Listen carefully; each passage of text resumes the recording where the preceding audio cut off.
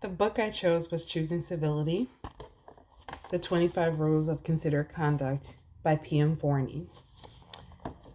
This book was chosen because we live in a world where consideration is lacking, kindness is lacking.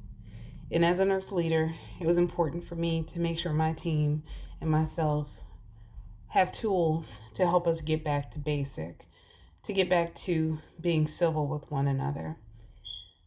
The world is changing, and this is particularly true in all areas of life.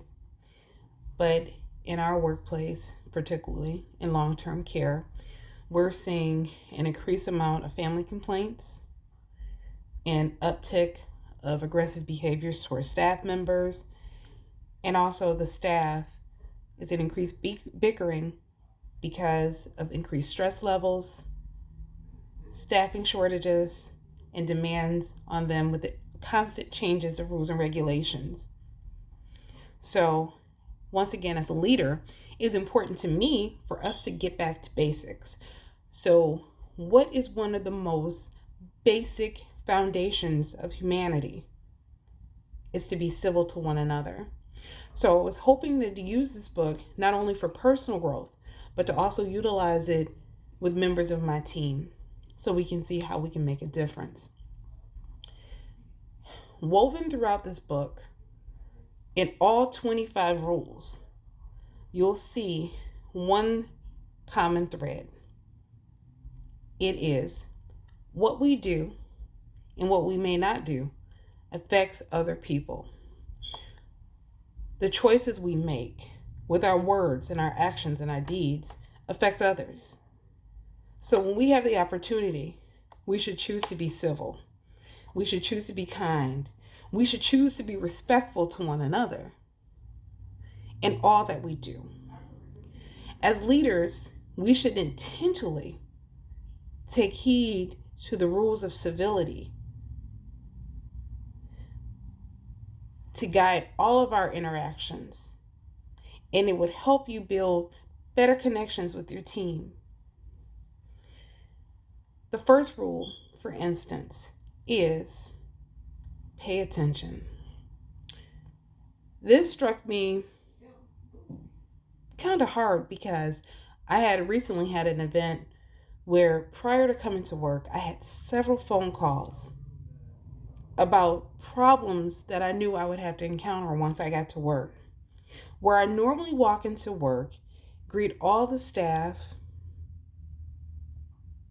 talk a little bit, I actually was beeline straight to my office. I don't even remember seeing people around me as I was walking into the building. A CNA, approximately 4 to 5 days later, came to me and asked me, what problem did I have with her? Because I didn't speak to her that day when I normally do. I was gobsmacked. I didn't even realize she was there. I did not pay attention to those around us. So as leaders, sometimes we can get so wrapped up in the problems, the phone calls, the meetings, the deadlines, that we forget to pay attention to those around us. In this book, it talks about a woman who was on a train. And as she was on the train, it started to rain. And she looked out the window and she noticed the raindrops. The raindrops would drop, softly hit another drop, break off, continue down, bounce off another one, continue down.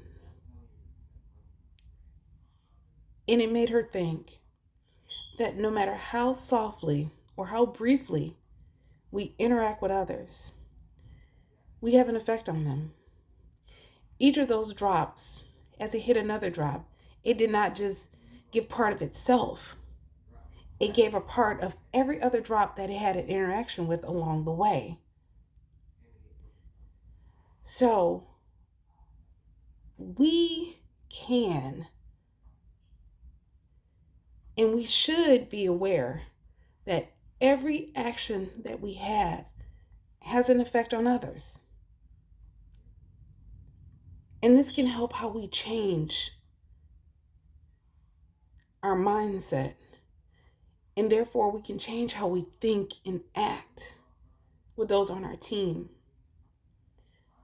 Another example of this was rule number 22.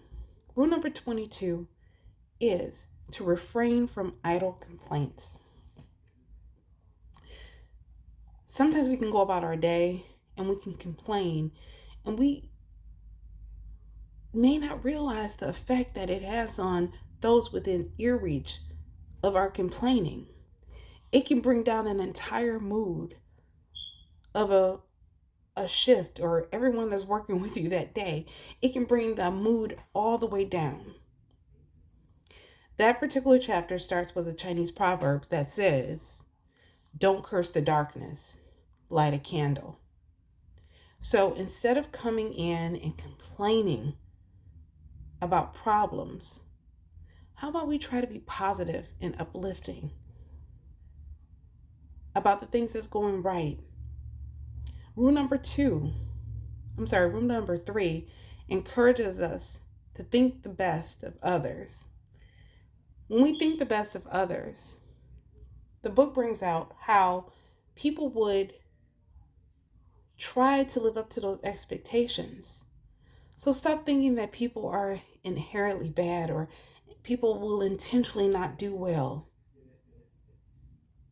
It encourages really to think that these people will do great. Infuse that in them. It would change our attitude towards them. It would change our encounters and our interactions with them. And they would try to live up to those expectations. Rule number 6 and 7 goes hand in hand. Speak kindly. And number 7 is don't speak ill of others. If we took heed to those two concepts, just simply speaking kindly and not speaking negatively of others, it can eliminate tons of negativity, workplace bullying, and vicious rumors can be practically eliminated by refraining from speaking ill of others.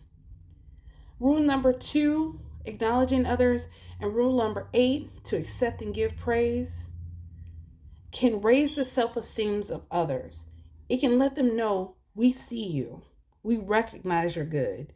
You are important to us. Your work is important, no matter how big or how small. We see you. We appreciate you. I acknowledge your work, and what you do is great.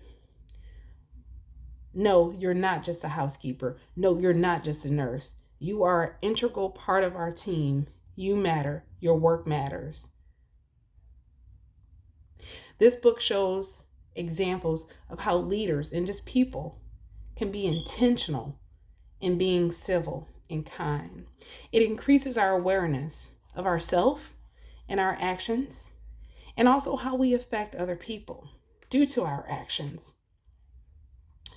As I read through this book, each chapter brought a new level of self-examination.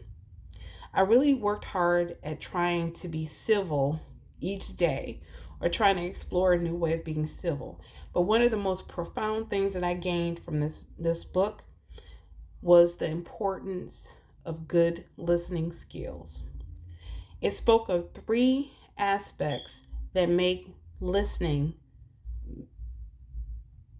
you a good listener. Number 1 was to plan your listening. Number 2 was show that you're paying attention to your listening. And number 3 was to be cooperative in your listening. All are important, but the step 1, planning your listening, is not something that I typically do. So when a staff member comes to me and say they have concerns or issues, I automatically listen with intention to tell them how I'm going to solve their problem. But while I'm thinking about my own processes, I'm not truly listening to what they're saying. So it's important to be in the moment, to be present. I am listening to this person. Nothing else should be going through my mind at the time. So I have to plan before they come. They're coming with a concern. My job, my role is to sit and listen, not to interject unless they ask me or when they're done. I am just going to listen. And I've tried this and it makes a difference. Sometimes just listening as people sit there and talk and bring their concerns, if you sit and listen without interjecting, sometimes it has happened to me that they come up with their own conclusions and their own solutions to their problems. As a leader, you always think that you have special privileges as a leader, but in actuality, we have added responsibility. We have an added responsibility to choose civility, to choose kindness, to choose respect. As leaders, we shape the culture of an organization.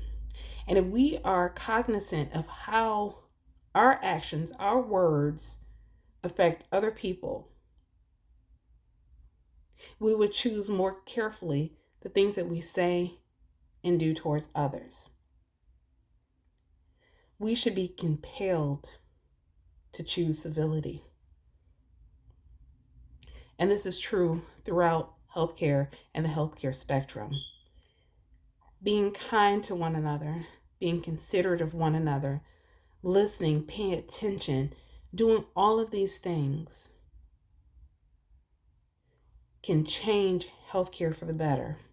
It can make us better listeners. It can make us better clinicians. It can make us better humanitarians overall. People will know that we care if we choose to be more civil. This book has definitely inspired me to be aware of people around me. It has inspired me to make sure that my presence makes someone's day better, a little bit easier, a little bit better than it was before our interaction. Take time, choose civility, be kind. You won't be disappointed.